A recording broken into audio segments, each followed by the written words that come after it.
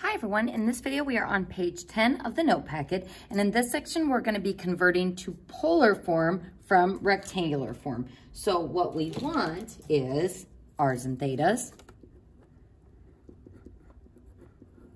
and specifically we want r equals. So just like when we had those equations on our graphing calculator, when we convert to polar form, they have to be set up as r equals equations. So the rectangular equations can be written in a variety of ways, although we kind of said that they tend to be in that general form that we use for conic sections. So this one is in general form, this one's in general form, this would just be a vertical line, and this would actually be a reciprocal function. So there's no one way of going to rectangular form, but for polar form, they have to be set up as r equals equations. So we want r and theta, we don't want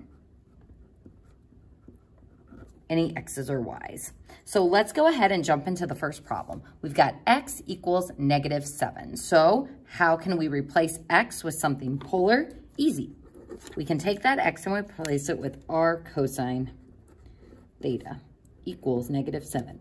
So at this point, it's in polar form in that we don't have any x's or y's, we only have r and theta, but we have to set this up as an r equals equation, which means isolating our r variable. So I'm going to divide both sides by cosine theta.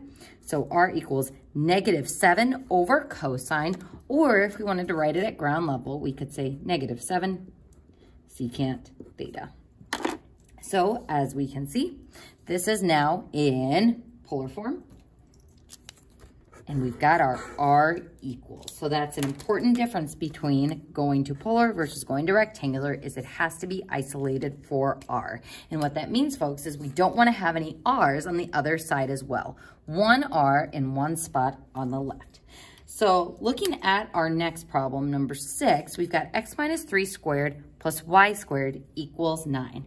Now you might be tempted to immediately replace the x and the y with r cosine and r sine, similar to what we did on the last problem.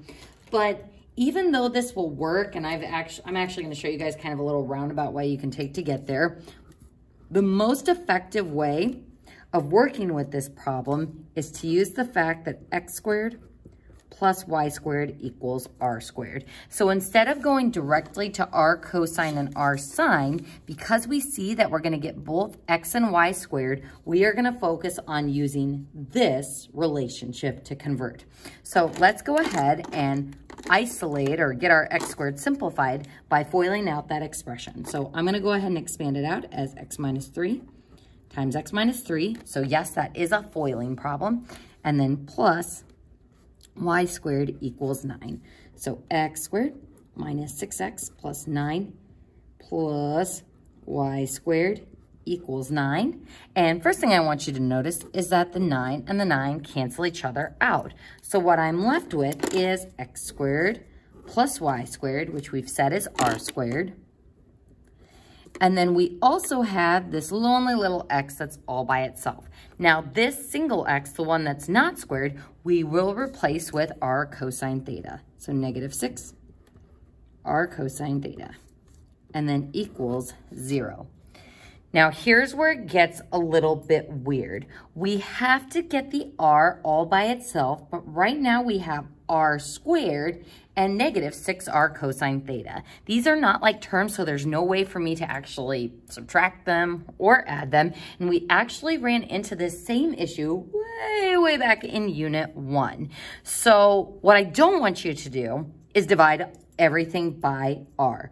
We can't divide by a variable because that will potentially eliminate a solution. So just like in the last chapter, instead of dividing out a variable, we are going to factor it out as a GCF. So r minus 6 cosine theta equals 0. So now I have something times something equals 0. And what's weird is we're actually going to use the zero product property to kind of solve for r, almost like we're getting two separate equations, both in terms of r. And if you're going, whoa, don't like that, Mrs. Cairo, because I thought we were just supposed to get one r equals equation, and what we end up getting is two r equals equations. We actually are only going to get one. Folks, if I look at this r equals 0, and I go to my calculator and type in r equals 0, what we get is nothing. I can have a coordinate that has a radius of 0, and we did encounter that with some of those graphing problems we did. So I can get an r value of 0, but if the equation itself is just r equals 0, that means it doesn't matter what angle I put in, the radius will always be 0. So what I get is nothingness. A radius of 0 is going to not be anything.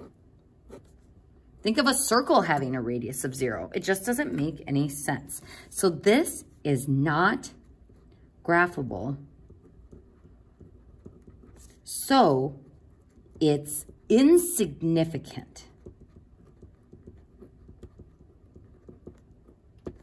So it's not that it's extraneous, it's that I have broken this down into two separate equations, but r equals 0 is not a graphical equation. So what this means, and I don't need that equals 0 on the end here. That's a close one. Our only equation that describes this rectangular equation is r equals 6 cosine theta. So notice that we achieved our goal. We got a isolated r equals on the left side. So folks, be careful on these ones because it's easy to get confused and it's easy to get stuck. So what I wanted to show you, and sorry the work gets a little bit messy here, but if I had went and instead of getting the x squared and the y squared and then turning it to r squared, if I put the r cosine and r sine in for the x and then do my foiling, first, it gets a lot messier. And what I end up having to do is factor out the r squared to get cosine squared and sine squared to be 1. And then I end up having to do the same thing of factoring out an r. So it does work, but it does get a lot messier and it's a lot more work than what we just showed in this problem. So this is why we want to try to avoid getting sine squared and cosine squared because it will just end up creating more work for us. So folks, let's go ahead and look at number 7. And number 7 is similar because we have an x that will be squared and a y that will be squared. So that pushes me to use the x squared plus y squared equals r squared conversion factor. So I'm going to start by expanding this out. So x minus 3 times x minus 3, and then plus y minus 2 times y minus 2. So expanding both of those out equals 13. So foiling x squared minus 6x plus 9 plus y squared minus 4y plus 4 equals 13. And 9 plus 4 is 13. Subtract it over, and those cancel each other out. My x squared and my y squared added together will give us r squared. And then the x will turn into r cosine theta. And again, folks, one of the bigger mistakes in this section is just remembering that x is not just cosine, it's r cosine. So negative 6 r cosine theta and negative 4 r sine theta. And then equals 0 on the right side. All right, folks, so here we are sort of in a similar boat where we want to try to isolate this r. Is there any way for me to add this r squared and r stuff together? No. So we do what we did on the last problem, which is factor out an r from everybody. Take an r out of r squared, we're left with r and negative 6 cosine theta minus 4 sine theta equals 0. So using the 0 prop, either r equals 0, and there's that insignificant equation again. Ooh. Insignificant.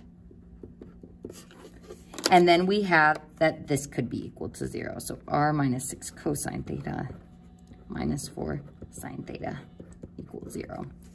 And how do we solve this for r? We're going to add 6 cosine. We're going to add 4 sine to the other side. So it's kind of a nastier little equation. But that would be as simplified as it will go. And we know that we are done because we no longer have any x or y stuff.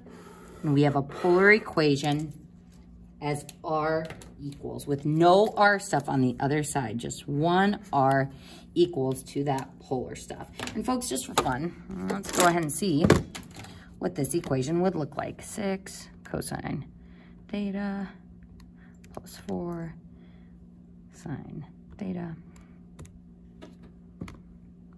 And we get that happy little graph.